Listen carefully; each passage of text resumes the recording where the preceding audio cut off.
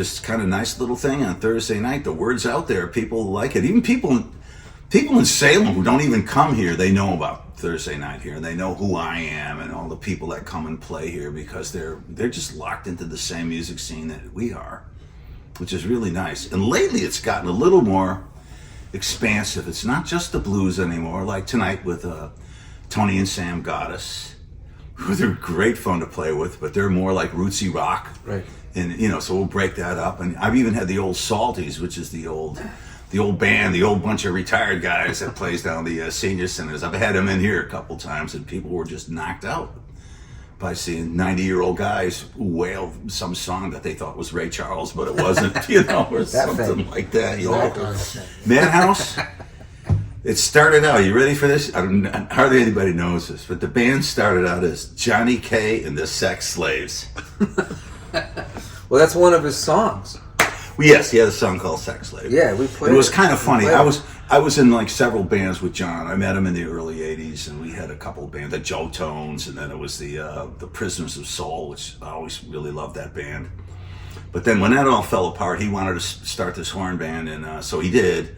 And I was just starting to get involved with all kinds of other people at the time because I wasn't really in a band. So I was there in the beginning, but I left pretty soon and started working with other people. And they got another bass player, and they changed it to Madhouse, and became a really big party band, and they did millions of weddings. And after several years of that, the bass player, that two different bass players, and they both left and got married, and changed their lives changed.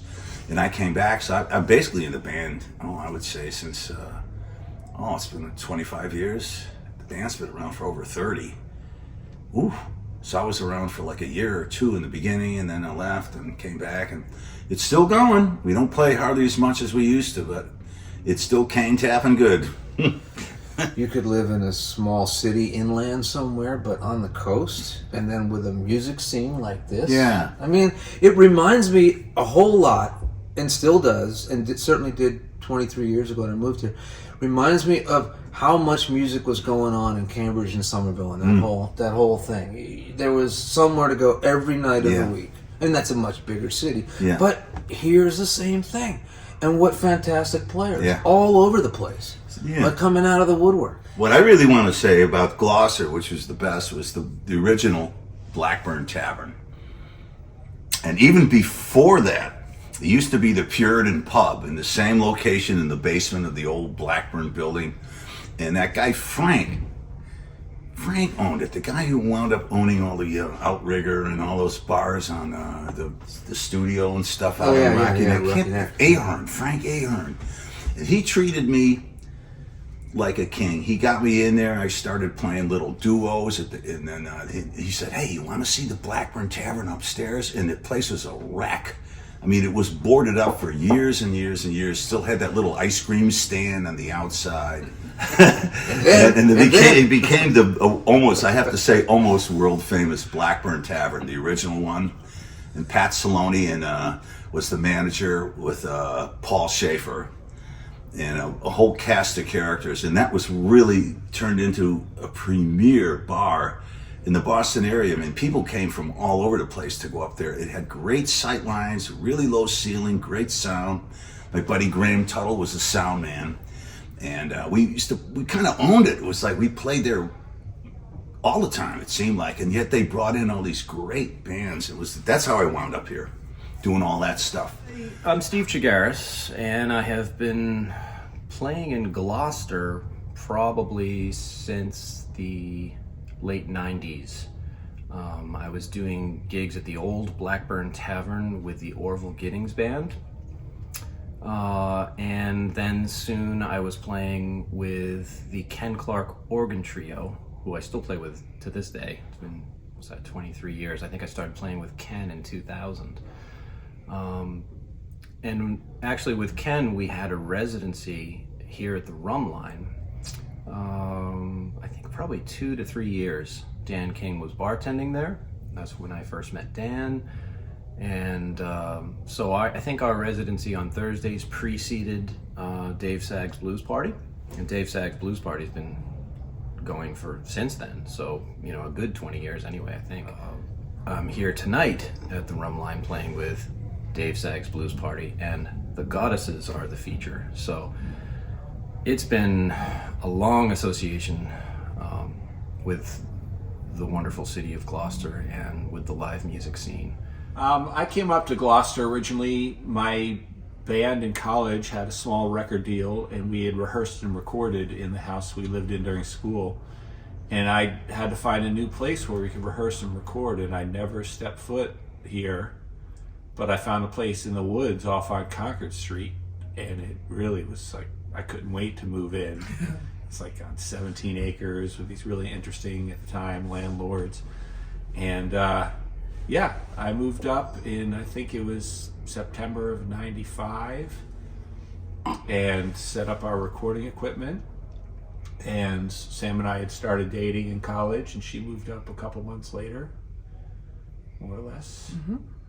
And we rehearsed and recorded our next 2 records there in that house in West Gloucester. And I was on tour for most of the time, so I hadn't really met too many folks yet. But then I met a guy named Dan King, and he took me to the Rum Line for the first time.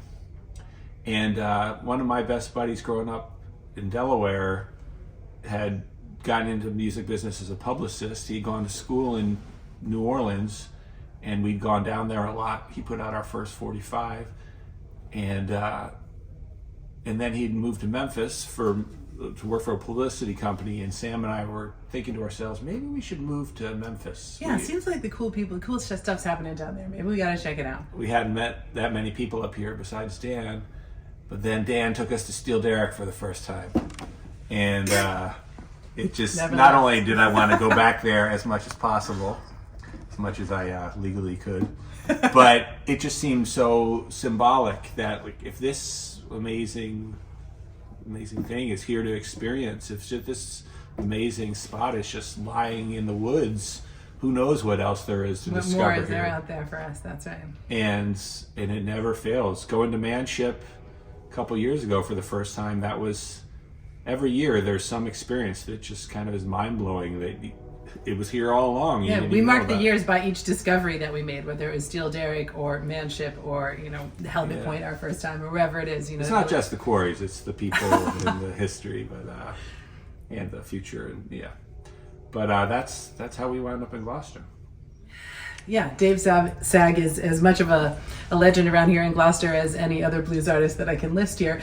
And I don't, let's say I don't go as deep with the blues artist kind of worship as anything, but what I do appreciate is that the blues is a form, a format, a language that we can all speak, the way that music itself is a language that we can all speak, and we can feel it when we're clapping. Our kids are playing the recorder and learning the piano and playing around, but then it gets more complex, and then you get into the blues and you get into your pop format and your verse, chorus, bridge, chorus, outro, you know what I mean? So yeah, I wouldn't say that I could list off who is most bluesy influential to me, but just that music as a form is really influential for us as a common language that we found, basically in Gloucester, not only at the Rum Line, but every place we play and every place we go.